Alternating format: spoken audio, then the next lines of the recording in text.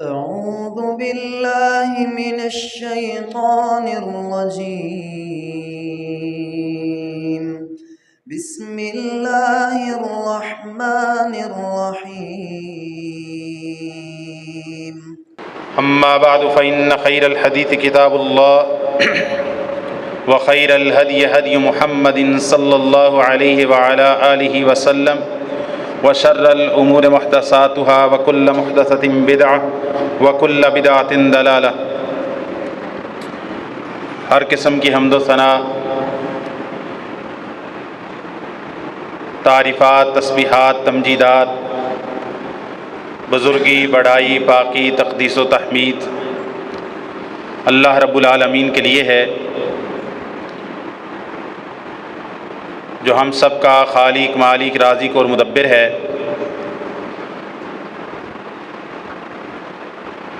اپنی ذات میں، اپنے اسماء و صفات میں اور الوہیت، عبادت میں یکتا، تنہا، لا شریک ہے۔ احد ہے، الصمد ہے، لیس کمثلہ شیء وہو السمیع البصیر ہے۔ اور پھر لاکھوں کروڑوں درود و سلام ہوں اس ہستی اقدس و مقدس پر کہ جن کا نام نامی اسم گرامی محمد الرسول اللہ صلی اللہ علیہ وعلی آلہ وسلم ہے۔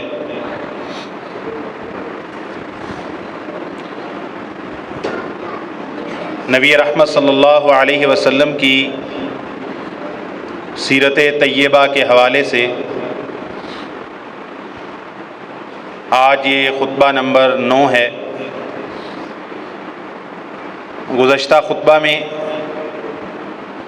ہم نے نبی کریم صلی اللہ علیہ وسلم کے پیدائش کے بعد عقیقہ اور 7ویں دن نام رکھے جانے اور عرب کی عادت کے مطابق ختنہ کیے جانے کا تذکرہ کیا تھا۔ ساتھ تفصیل کے ساتھ آپ صلی اللہ علیہ وسلم کی رضاعت کا، آپ صلی اللہ علیہ وسلم کی مرضعات رضائی ماؤں کا، اور آپ صلی اللہ علیہ وسلم کے رضائی بہن بھائیوں میں سے 2 کا تذکرہ سیدنا حمزہ رضی اللہ تعالیٰ عنہ اور سیدنا ابو سلمہ عبداللہ بن الاسد المخزومی، عبداللہ بن عبد الاسد المخزومی القرشی، ان 2 رسول اللہ صلی اللہ علیہ وسلم کے رضائی بھائیوں کا بھی تذکرہ کیا تھا۔ ان کی کچھ سیرت کے گوشے آپ کے سامنے رکھے تھے۔ نبی رحمت صلی اللہ علیہ وسلم کی جب عمر مبارک 2 سال ہو گئی اور آپ صلی اللہ علیہ وسلم نے بادیہ سعد ابن بکر کے اندر حلیمہ سعدیہ کے پاس اپنی دودھ پینے کی مدت کو پورا کر لیا، تو حلیمہ سعدیہ رسول اللہ صلی اللہ علیہ وسلم کو لے کر آپ کی والدہ ماجدہ سیدہ آمنہ بنت وہب القرشیہ کے پاس آئیں اور انہوں نے یہ گزارش پیش کی کہ آپ اجازت دیں تو ہم محمد صلی اللہ علیہ وسلم کو کچھ مزید اپنے پاس رکھیں، ان کی خدمت کریں، کیونکہ انہوں نے رسول اللہ صلی اللہ علیہ وسلم کی ان کے پاس موجودگی سے جو برکات دیکھی تھیں، جو ان پر رزق کے دروازے کھلے تھے، وہ ان خصوصیات کو اور برکات کو مزید اپنے اوپر برستا ہوا دیکھنا چاہتی تھیں۔ مسند احمد، صحیح ابن حبان کے اندر کئی ایک روایات اس بات پر دلالت کرتی ہیں۔ پھر نبی کریم صلی اللہ علیہ وسلم کی عمر مبارک بادیہ سعد ابن بکر کے اندر قریباً 4 سال ہوئی، تو آپ صلی اللہ علیہ وسلم کی سیرت طیبہ میں ایک بہت ہی غیر معمولی واقعہ پیش آیا، جس کو حادثہ شق صدر سے تعبیر کیا جاتا ہے۔ اس کی اصل صحیح مسلم کے اندر موجود ہے اور اس کی تفاصیل مسند احمد کے اندر موجود ہیں، کچھ اسانید کے اندر کلام ہے، تو ان تفاصیل کو اگر چھوڑ بھی دیا جائے تو جو صحیح مسلم کی سیدنا انس رضی اللہ تعالیٰ عنہ کی روایت ہے وہ مسند احمد کی روایت کے موافق ہو جاتی ہے، یعنی مسند احمد کی روایت اس کے موافق ہو جاتی ہے۔ رسول اللہ صلی اللہ علیہ وسلم کا شق صدر کا واقعہ 2 دفعہ پیش آیا ہے صحیح ثابت شدہ روایات کے مطابق۔ کچھ روایات ایسی ہیں جس سے معلوم ہوتا ہے کہ یہ واقعہ 4 دفعہ پیش آیا، لیکن وہ دونوں دفعہ کی جو واقعات کی روایات ہیں وہ اسانید صحیحہ سے ثابتہ سے ہم تک نہیں پہنچی۔ 2 دفعہ کا واقعہ صحیح بخاری اور مسلم کی روایات سے، احادیث صحیحہ سے، اسانید ثابتہ سے ہم تک پہنچتا ہے۔ تو ایک تو یہی آپ صلی اللہ علیہ وسلم کے بچپن کے اندر، جب آپ صلی اللہ علیہ وسلم کی عمر مبارک تقریباً 4 سال تھی، تو اس وقت آپ صلی اللہ علیہ وسلم بچوں کے ساتھ کھیل رہے تھے۔ یہ سیدنا انس ابن مالک رضی اللہ تعالیٰ عنہ کی روایت صحیح مسلم کے اندر 162 نمبر ہے۔ انس ابن مالک بیان کرتے ہیں کہ رسول اللہ صلی اللہ علیہ وسلم نے فرمایا، آتاہ جبریل وہو یلعب مع الغلمان، نبی کریم صلی اللہ علیہ وسلم بچوں کے ساتھ کھیل رہے تھے، چھوٹی عمر تھی، بچپن کا زمانہ تھا۔ یہ صحیح مسلم کی حدیث ہے، آتاہ جبریل علیہ السلام وہو یلعب مع الغلمان، آپ صلی اللہ علیہ وسلم کے پاس جبریل امین تشریف لائے، آپ صلی اللہ علیہ وسلم بچوں کے ساتھ کھیل رہے تھے۔ فَأَخَذَهُ فَصَرَعَهُ وَشَقَّ عَنْ قَلْبِهِ، جبریل امین نے رسول اللہ صلی اللہ علیہ وسلم کو پکڑا، آپ صلی اللہ علیہ وسلم کو نیچے لٹایا، فَشَقَّ عَنْ صَدْرِهِ، آپ صلی اللہ علیہ وسلم کا سینہ اطہر کھولا، فَاسْتَخْرَجَ الْقَلْبَ، پھر اس سے دل مبارک کو نکالا، فاستخرج منه علقة فقال هذا حظ الشيطان منك، ثم غسله في طست من ذهب بماء زمزم ثم لامه ثم اعاده في مكانه۔ جبریل امین آئے، رسول اللہ صلی اللہ علیہ وسلم لڑکوں کے ساتھ، بچوں کے ساتھ کھیل رہے تھے، آپ صلی اللہ علیہ وسلم کو جبریل امین نے پکڑا، آپ کو لٹایا، آپ کا سینہ اطہر کھولا، اس میں دل کو نکالا، دل کو نکال کے فرمایا، اس میں سے ایک سیاہ رنگ کا گوشت کا لوتھڑا ٹکڑا الگ کر دیا، فرمایا ھذا حظ الشیطان منک، یہ شیطان کا وسوسہ دیے جانے والا حصہ ہو سکتا تھا۔ اللہ تعالیٰ نے رسول اللہ صلی اللہ علیہ وسلم کو بچپن ہی سے معجزانہ طور پر شیطان کے وسوسے سے، ہر طرح کے وساوس سے پاک کر دیا۔ یہ آپ صلی اللہ علیہ وسلم کی عصمت پر دلیل ہے، آپ صلی اللہ علیہ وسلم معصوم ہیں، محفوظ ہیں شیطان کے وسوسے سے۔ پھر دل کو نکال کر سونے کی ایک تھال میں رکھا، پھر اس کو زمزم کے پانی سے دھویا، آپ صلی اللہ علیہ وسلم کے دل مبارک کو، ثم لعمہ، پھر اس کو ملا دیا، آپس میں جوڑ دیا اور اس کو اپنی جگہ پہ لگا دیا۔ وجاء الغلمان، جبریل تشریف لے گئے، تو جو لڑکے جن کے ساتھ رسول اللہ صلی اللہ علیہ وسلم کھیل رہے تھے، وجاء الغلمان یسعون الی امہ یعنی ذئرہ، وہ لڑکے دوڑتے ہوئے گھبراہٹ کے عالم میں رسول اللہ صلی اللہ علیہ وسلم کی ماں یعنی ذئرہ، آپ صلی اللہ علیہ وسلم کی رضائی ماں کے پاس تشریف لائے اور آ کے کہا ان محمدن قد قتل۔ وہ لڑکے بچوں نے جب دیکھا تو ظاہر ہے بچوں نے گھبراہٹ کے عالم میں محمد صلی اللہ علیہ وسلم کے ساتھ یہ واقعہ پیش آیا، تو بچوں نے آ کے رسول اللہ صلی اللہ علیہ وسلم کی ماں یعنی آپ صلی اللہ علیہ وسلم کی رضائی ماں، آپ کی مرضیہ، آپ کی دائی، ان کو آ کے کہا کہ آپ کا بیٹا، آپ کا رضائی بیٹا محمد صلی اللہ علیہ وسلم، ان کی جان کو نقصان پہنچا دیا گیا ہے۔ فاستقبلوه وهو منتقع اللون، وہ سارے دوڑتے ہوئے گھبراہٹ کے عالم میں رسول اللہ صلی اللہ علیہ وسلم کے پاس آئے۔ کیا ہوا محمد صلی اللہ علیہ وسلم کو؟ تو سامنے سے رسول اللہ صلی اللہ علیہ وسلم کو ملے تو آپ صلی اللہ علیہ وسلم کا رنگ مبارک بدلا ہوا تھا گھبراہٹ کی وجہ سے۔ جو اتنا بڑا واقعہ پیش آیا کہ سینہ مبارک کو کھولا گیا، اس میں سے دل نکالا گیا، اس میں شیطان کا کوئی وسوسہ دینے والا حصہ ہوتا تھا، اس کو لگ کر کے پھینک دیا، دل مبارک کو دوبارہ اس میں لگایا۔ تو آپ صلی اللہ علیہ وسلم کا رنگ بدلا ہوا تھا، آپ صلی اللہ علیہ وسلم کا رنگ تبدیل تھا۔ سیدنا انس بن مالک رضی اللہ تعالیٰ عنہ بیان کرتے ہیں،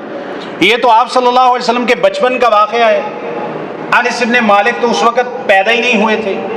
رسول اللہ صلی اللہ علیہ وسلم کی اپنی عمر مبارک اس وقت 4-5 سال سے زیادہ نہیں تھی۔ تو انس بن مالک نے یہ رسول اللہ صلی اللہ علیہ وسلم سے براہ راست سنا۔ پھر سیدنا انس بن مالک اس روایت کو بیان کرنے کے بعد کہتے ہیں، وَكُنْتُ أَرَىٰ آثَرَ ذَلِكَ الْمِخْيَطِ فِي صَدْرِهِ، سیدنا انس بن مالک کہتے ہیں میں اب بھی رسول اللہ صلی اللہ علیہ وسلم کے سینے میں اس سوئی اور دھاگے کے نشان کو دیکھ سکتا ہوں، وہ اب بھی نشان موجود ہے۔ حافظ ابن حجر رحمہ اللہ نے فتح الباری کے اندر ایک فائدہ نقل کیا ہے، کہتے ہیں الحکمۃ فی شق صدر وہو صغیر، چھوٹی عمر میں، بچپن میں آپ صلی اللہ علیہ وسلم کے شق صدر کا جو واقعہ پیش آیا، اس میں حکمت کیا ہے؟ کیا حکمت ہے اس میں؟ کہتے ہیں اس سے حکمت یہ معلوم ہوتی ہے، نزع العلقۃ السوداء التي من حد الشیطان من کل بشر، ہر انسان میں شیطان کے وسوسہ دیے جانے کا دل کے اندر ایک حصہ رکھا ہے، تو وہ جو سیاہ ٹکڑا ہے دل کے اندر، اس کو نکال دیا جانا، ثم اخراجها بعد خلقها کرامۃ ربانیۃ، آپ صلی اللہ علیہ وسلم کی تخلیق کے اندر اس کو رکھنا اور پھر آپ صلی اللہ علیہ وسلم کو معجزانہ طور پر اس کو نکال دینا، یہ اللہ تعالیٰ کی طرف سے بہت بڑی کرامت ہے جو رسول اللہ صلی اللہ علیہ وسلم کو بچپن کے اندر عطا کی گئی ہے۔ فَهُوَ عَدَلُّ عَلَى مَزِيدٍ مِّنَ الرِّفْعَةِ وَالْكَرَامَةِ، یہ آپ صلی اللہ علیہ وسلم کی مقام، آپ کے مرتبہ، آپ کی رفعت اور بلندی کی اضافے کے اوپر دلالت کرتی ہے بات۔ وَمِن نَزْعِهَا مِنْهُ نَشَأَ صلی اللہ علیہ وسلم عَلَى أَكْمَلِ الْأَحْوَالِ مِنَ الْعِصْمَةِ مِنَ الشَّيْطَانِ، کہتے ہیں اس سے یہ بات معلوم ہوتی ہے، یہ حکمت، کہ رسول اللہ صلی اللہ علیہ وسلم کو بچپن کے اندر آپ صلی اللہ علیہ وسلم کو شیطان کے وسوسے سے پاک کر دیا گیا۔ آپ صلی اللہ علیہ وسلم بچپن سے جو پروان چڑھے ہیں، آپ شیطان کے وسوسے سے معصوم پروان چڑھے ہیں، شیطان آپ صلی اللہ علیہ وسلم کو نقصان نہیں پہنچا سکتا۔ یہ حکمت ہے، یہ کرامت ہے، یہ معجزہ ہے، یہ اللہ تعالیٰ کی رحمت ہے رسول اللہ صلی اللہ علیہ وسلم پر۔ آپ صلی اللہ علیہ وسلم کی عمر مبارک اس وقت 4 سال تھی، کچھ نے 2 3 سال 5 سال بھی لکھا ہے، اور راجح یہی ہے۔ دوسری دفعہ یہ واقعہ پیش آیا شق صدر کا، وہ معراج کے وقت ہے، جب آپ صلی اللہ علیہ وسلم کو معراج کروائی گئی۔ بعثت کا 10واں سال تھا آپ صلی اللہ علیہ وسلم کی، عمر مبارک اس وقت قریباً 50 سال تھی۔ بعثت کے 10ویں سال آپ صلی اللہ علیہ وسلم کو اسراء اور معراج کروائی گئی، یہ صحیح بخاری اور مسلم کے اندر موجود ہے۔ نبی کریم صلی اللہ علیہ وسلم نے فرمایا، ابو ذر رضی اللہ تعالیٰ عنہ اس کے راوی ہیں، کہ رسول اللہ صلی اللہ علیہ وسلم نے فرمایا، فُرِجَ سَقْفُ بَيْتِي وَأَنَا بِمَكَّةَ، میرے گھر کا جو چھت ہے وہ کھلا، اس حال میں کہ میں مکہ کے اندر تھا، مکہ میں اپنے گھر کے اندر تھا، میرے گھر کا چھت کھولا گیا، چھت سے فرشتے نازل ہوئے۔ فنزل جبریل، جبریل امین اترے، فعرج ففرج صدری، میرے سینہ اطہر کو کھولا، ثم غسلہ من ماء زمزم ثم جاء بطست من ذهب ممتلئ حکمتا و ایمانا فافرغها فی صدری۔ آپ صلی اللہ علیہ وسلم نے فرمایا میں مکہ میں تھا، میرے گھر کا چھت کھلا، جبریل امین نازل ہوئے، جبریل امین نے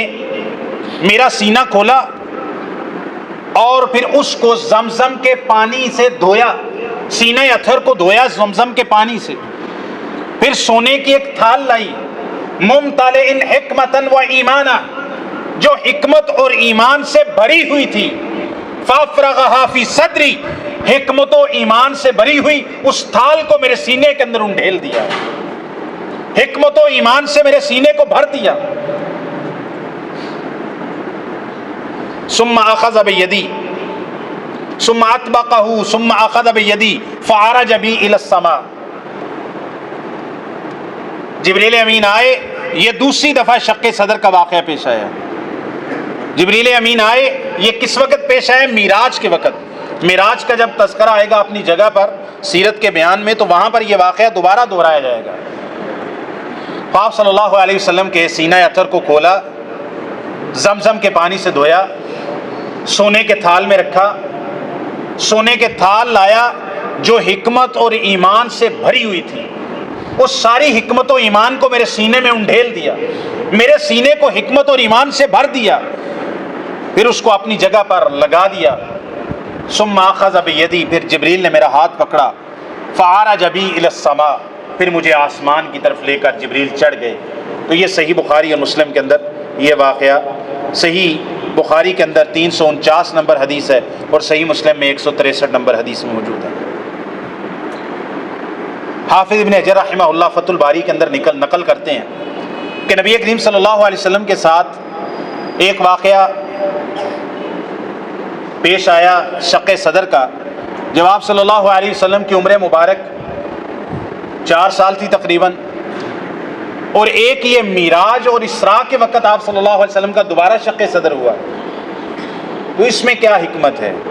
کہتے ہیں اس میں یہ حکمت ہے کہ نبی کریم صلی اللہ علیہ وسلم کو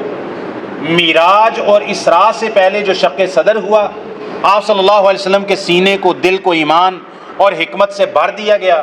زمزم کے پانی سے آپ کے دل اور سینے کو دھویا گیا۔ یہ کیوں ہے؟ لیتأہب للمناجات، کیونکہ آپ صلی اللہ علیہ وسلم معراج پر جا رہے ہیں، آپ صلی اللہ علیہ وسلم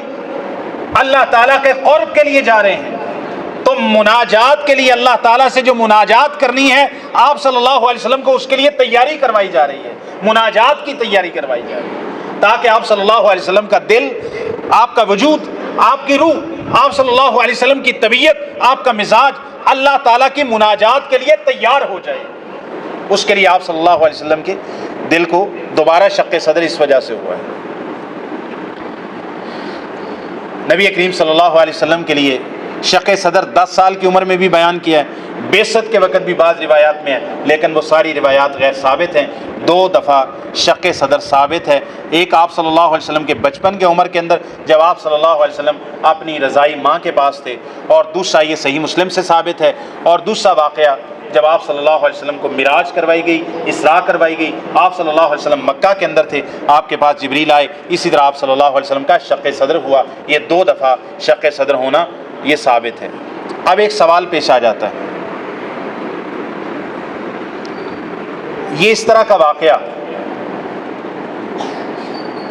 اب انسان کی جو ظاہر انسان اپنے تجربے سے جس کو محسوس کرتا ہے، حواس خمسہ سے، وہ اس بات کو کہ سینہ مبارک کو کھولا گیا ہو، کوئی سرجری کے آلات نہیں تھے، سرجری موجود نہیں تھی، یہ ٹیکنالوجی موجود نہیں تھی، تو آپ صلی اللہ علیہ وسلم کے ساتھ یہ واقعہ پیش آیا،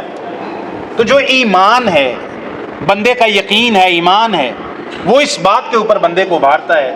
کہ اللہ تعالیٰ کی قدرت، اللہ تعالیٰ نے جبریل امین کو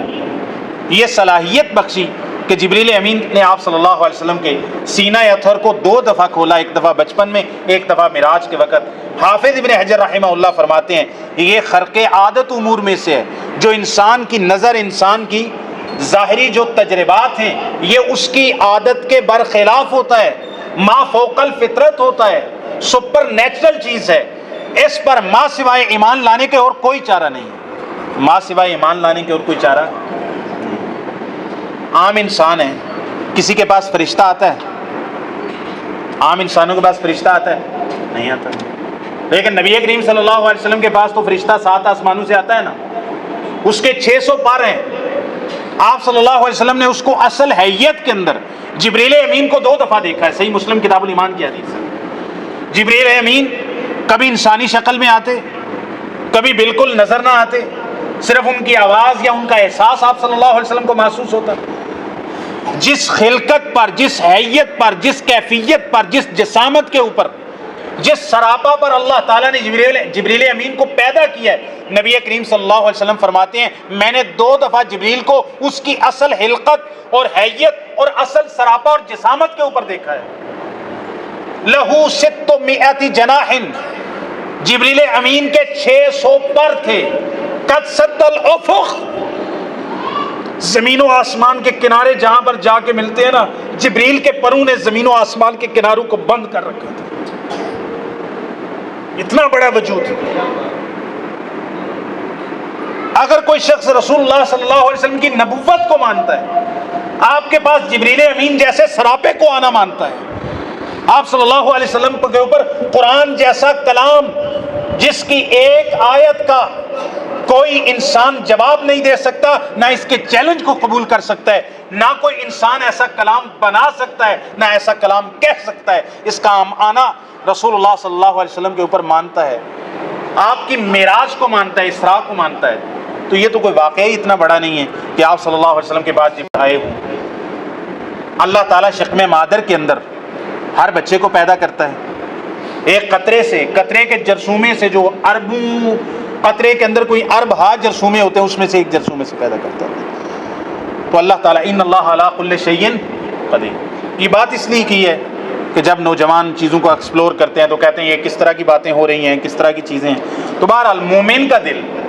اگر رسول اللہ صلی اللہ علیہ وسلم کو نبی مانتا ہے، جبریل کا آنا مانتا ہے، آپ پر کلام کا نازل ہونا مانتا ہے، تو اس کے لیے یہ ماننا کوئی مشکل ہے نہیں ہے کہ اللہ تعالیٰ ہر چیز کے اوپر قادر ہے، اور ایسا ہوا ہے اور اس کے اوپر ایمان لاتے ہیں۔ یہ کوئی مشکل نہیں ہے، ایک مومن کو ماننے کے لیے مشکل نہیں ہے، لیکن جس کا ایمان نہیں ہے وہ شکوک و شبہات کا اظہار کرے گا، ملحد ہے، ایتھیسٹ ہے، لبرل ذہن ہے، عقل پرست ہے، سائنٹزم کا شکار ہے، تو ظاہر ہے اس کے دل کے اندر اشکال ضرور پیدا ہو سکتا ہے، ایک مومن کے دل میں اشکال پیدا نہیں ہو سکتا۔ اگلی بات ہے نبی کریم صلی اللہ علیہ وسلم کے مہر نبوت کے حوالے سے۔ مہر نبوت، خاتم النبوہ، آپ صلی اللہ علیہ وسلم کی ختم نبوت، مہر نبوت۔ ایک ختم نبوت ہے کہ آپ صلی اللہ علیہ وسلم آخری نبی ہیں، ایک ختم نبوت کا مطلب ہے کہ آپ صلی اللہ علیہ وسلم کے جسم میں ایک مہر تھی، وہ میں آگے بتاتا ہوں، اس کو کہتے ہیں مہر نبوت۔ یہ آپ صلی اللہ علیہ وسلم کی پیدائش کے وقت موجود نہ تھی، آپ صلی اللہ علیہ وسلم کے بچپن کے اندر یہ مہر نبوت پیدا ہوئی، اور یہ سابقہ کتابوں کے اندر، جو سابقہ کتابیں ہیں توریت، انجیل وغیرہ، اس میں رسول اللہ صلی اللہ علیہ وسلم کی اس مہر نبوت اور نشانی کا کہ آپ اللہ کے نبی ہیں، آپ اللہ کے رسول ہیں، آپ اللہ کے سچے رسول ہیں، یہ علامت نبوت رسول اللہ صلی اللہ علیہ وسلم کی مہر نبوت کا تذکرہ پہلی کتابوں کے اندر بھی موجود ہے۔ یہ مہر نبوت کیا ہے؟ گوشت کا ایک چھوٹا سا ٹکڑا جو آپ صلی اللہ علیہ وسلم کے دونوں کندھوں کے درمیان میں، لیکن بائیں کندھے کی طرف، اور اس کے اوپر کچھ ابھرے ہوئے بال تھے، اور اس کا سائز کتنا تھا؟ ایک کبوتری کے انڈے کے برابر۔ یہ صحیح مسلم کی حدیث میں آیا ہے۔ مہر نبوت، یہ سلمان فارسی کی جو روایت ہے، سلمان فارسی کے اسلام لانے کا جو قصہ آتا ہے کہ سلمان فارسی فارس سے چلے، اس بت کدے سے چلے، آتش پرستی سے چلے، پھر ایک راہب کو ملے، اس سے کوئی علم حاصل کیا، وہ راہب فوت ہو گیا، اس نے کسی اگلے راہب کا پتہ بتا دیا، اس راہب تک پہنچ گئے۔ جب اس راہب کی، جو کہ نصرانی تھا، عیسیٰ علیہ السلام کا ماننے والا تھا، تو اس نے اپنے مرتے وقت کہا کہ میں تجھے اب جتنا علم تھا پہنچا سکتا تھا پہنچا دیے. کھجوروں والی ایک سرزمین ہے، وہاں پر ایک نبی آنے والے ہیں، وہ سچے نبی ہوں گے، آخری نبی ہوں گے، کامل ہدایت اب انہی کے پاس ہوگی.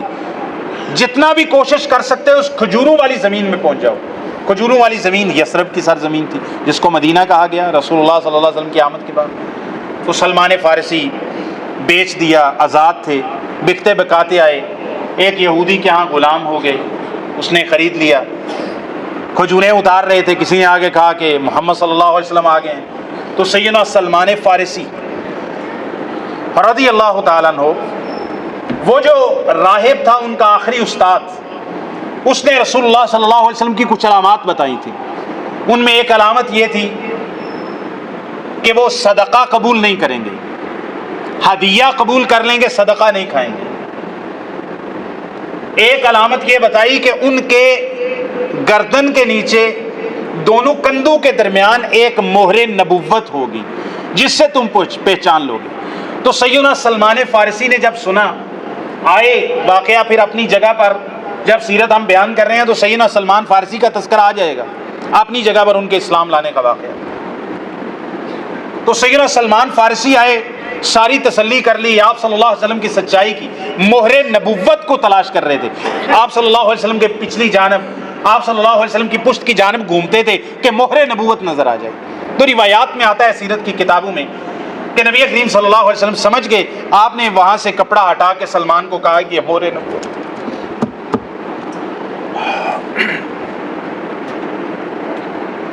تو سیدنا سلمان فارسی اسلام لے. سیدنا سلمان فارسی کے بارے میں رسول اللہ صلی اللہ علیہ وسلم نے فرمایا لو کان الدین بسریہ، یہ آج کے میرے مضمون کا حصہ نہیں تھا لیکن آتے ہیں غیب سے یہ مضامین خیال میں. سیدنا سلمان فارسی رسول اللہ صلی اللہ علیہ وسلم نے فرمایا لو کان الدین بسریہ، زمین نہیں، دین کے لیے، حق بات کو تلاش کرنے کے لیے کوشش کرنی پڑتی ہے. نبی پاک نے فرمایا اگر حق اور دین، اللہ کا سچا دین سریا ستارے پہ بھی ہوتا، فارس کا یہ شخص وہاں پہ جا کے بھی حق بات کو لے لیتا. اتنی کوشش کرتا، اتنی محنت کرتا. تو یہ مہر نبوت تھی رسول اللہ صلی اللہ علیہ وسلم. صحیح مسلم وغیرہ کے اندر آیا ہے، صائب بن یزید بیان کرتے ہیں، کہتے ہیں میری خالہ کبوتری کے انڈے کے برابر آپ صلی اللہ علیہ وسلم کے بائیں کندھے کے پاس تھوڑا سا ابھرا ہوا گوشت تھا، اس کے اوپر کچھ بال تھے، اس کو مہر نبوت کہتے ہیں. صائب بن یزید بیان کرتے ہیں میری خالہ مجھے رسول اللہ صلی اللہ علیہ وسلم کے پاس لے کر آئی، آ کے کہنے لگی یا رسول اللہ ان ابن اختی وجع، میرا یہ بھانجا بیمار ہے. سیدنا صائب بن یزید کہتے ہیں فمسح علی راسی، رسول اللہ صلی اللہ علیہ وسلم نے اپنا دستے مبارک میرے سر پہ پھیرا، ودعا لی بالبرکہ، اور میرے لیے برکت کی دعا کی. فتوضع فشربت من وضوئہ، نبی کریم صلی اللہ علیہ وسلم نے پھر وضو فرمایا اور میں نے رسول اللہ صلی اللہ علیہ وسلم کا وضو کا پانی پیا. کہتے ہیں صائب بن یزید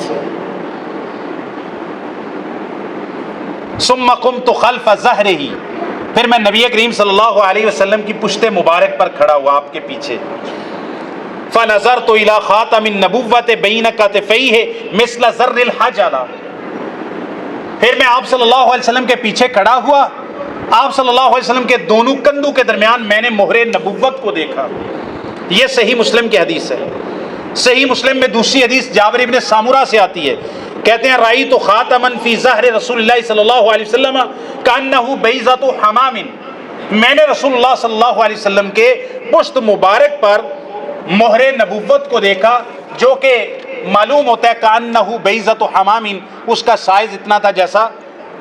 کبوتری کا انڈا ہوتا ہے. عبداللہ بن سرجس بیان کرتے ہیں، یہ بھی صحیح مسلم کی حدیث ہے، وہ بھی بیان کرتے ہیں کہ میں نے رسول اللہ صلی اللہ علیہ وسلم کے پاس آیا اور آپ صلی اللہ علیہ وسلم میں نے مہر نبوت کو دیکھا رسول اللہ صلی اللہ علیہ وسلم کی پشت مبارک پر. تو یہ آپ صلی اللہ علیہ وسلم کی ایک علامت تھی جو پہلی کتابوں میں بھی بیان ہوئی، اور رسول اللہ صلی اللہ علیہ وسلم کی پیدائش کے بعد آپ صلی اللہ علیہ وسلم کے لیے مہر نبوت، یہ اللہ تعالیٰ کی طرف سے جو نشانیاں رسول اللہ صلی اللہ علیہ وسلم کو دی گئی، مہر نبوت ان میں سے ایک نشانی تھی. آج جو ہم نے بیان کیا کہ آپ صلی اللہ علیہ وسلم کا شق صدر ہوا، آپ صلی اللہ علیہ وسلم کا سینہ مبارک کھولا گیا جب آپ صلی اللہ علیہ وسلم کی عمر مبارک تقریباً 4 سال تھی. یہ 4 سال کے لفظ صحیح مسلم میں نہیں ہے، لیکن حدیث سیدنا انس رضی اللہ تعالیٰ کی صحیح مسلم میں ہے، اور اس میں یہ واقعہ موجود ہے کہ آپ صلی اللہ علیہ وسلم بچوں کے ساتھ کھیل رہے تھے، اور تھے بھی آپ صلی اللہ علیہ وسلم اپنی رضائی ماں کے بعد. تو یہ بچپن کا واقعہ معلوم ہوتا ہے. پھر آپ صلی اللہ علیہ وسلم کا دوسری دفعہ شق صدر ہوا جب آپ صلی اللہ علیہ وسلم کو جبریل امین معراج اور اسراء پر لے جانے کے لیے آئے.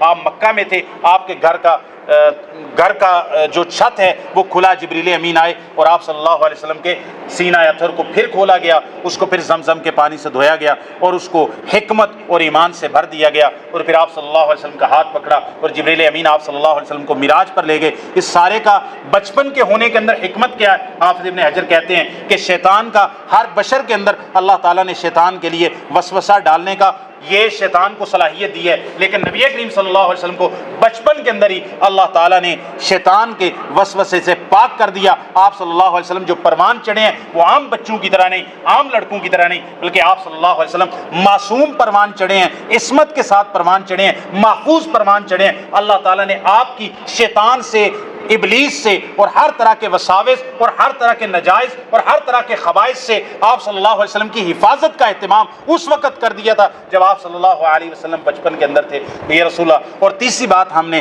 رسول اللہ صلی اللہ علیہ وسلم کی مہر نبوت کے تعلق سے بیان کی ہے، نبی کریم صلی اللہ علیہ وسلم کی سیرت کو جاننا. یہ آخری جملہ غور کرنا ذرا. بہت سارے لوگ سو رہے تھے، کوئی بات نہیں، گرمی کے اندر نیند آ جاتی ہے، پنکھا اوپر لگاؤ، یہ کوئی عیب کی بات نہیں ہے، کوئی عیب کی بات نہیں ہے، میں اس کو کوئی عیب نہیں گردانتا. آخری بات سن لو، یہ جملہ میں بیان کرنے لگا ہوں، اس کو سوچنا ہے. جس بندے کو رسول اللہ صلی اللہ علیہ وسلم کی سیرت کے ساتھ شغف نہیں ہے، وہ بندہ دین اسلام کو نہیں جان سکتا. وہ کہے میں کتنا قرآن پڑھتا ہوں، ویسے تو قرآن میں بھی سیرت آ جائے گی، لیکن وہ کہے میں بڑا علم حاصل کرتا ہوں، میں یہ کرتا ہوں وہ کرتا ہوں، نبی کریم صلی اللہ علیہ وسلم کی سیرت کو نہیں جانتا،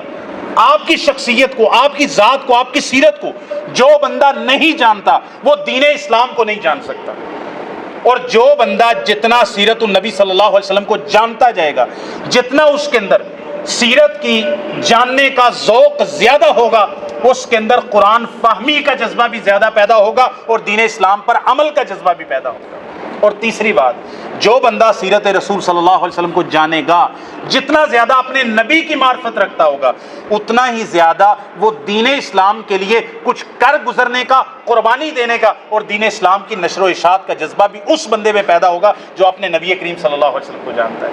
جو نبی کریم صلی اللہ علیہ وسلم کو نہیں جانتا وہ توحید کو نہیں جان سکتا. جو نبی کریم صلی اللہ علیہ وسلم کو نہیں جانتا وہ قرآن کو نہیں جان سکتا. جو نبی کریم صلی اللہ علیہ وسلم کی معرفت نہیں رکھتا وہ عبادات، نماز، روزہ اور دین اسلام کی بالکل ابجد کو بھی نہیں جان سکتا. سیرت رسول صلی اللہ علیہ وسلم اتنی ضروری ہے کیونکہ اللہ تعالیٰ فرماتے ہیں لقد کان لکم فی رسول اللہ اسوۃ حسنہ، تمہارے لیے رسول اللہ صلی اللہ علیہ وسلم کی زندگی کے اندر نمونہ ہے، اسوہ ہے. آپ ان کو دیکھیں گے تو آپ دین اسلام کو جان سکتے ہیں. اللہ تعالیٰ ہمیں سیرت رسول کو پڑھنے کی، سیکھنے کی، سمجھنے کی اور اس کے مطابق اپنی زندگی کو ڈالنے کی توفیق عطا فرمائے. وما توفیقی الا باللہ.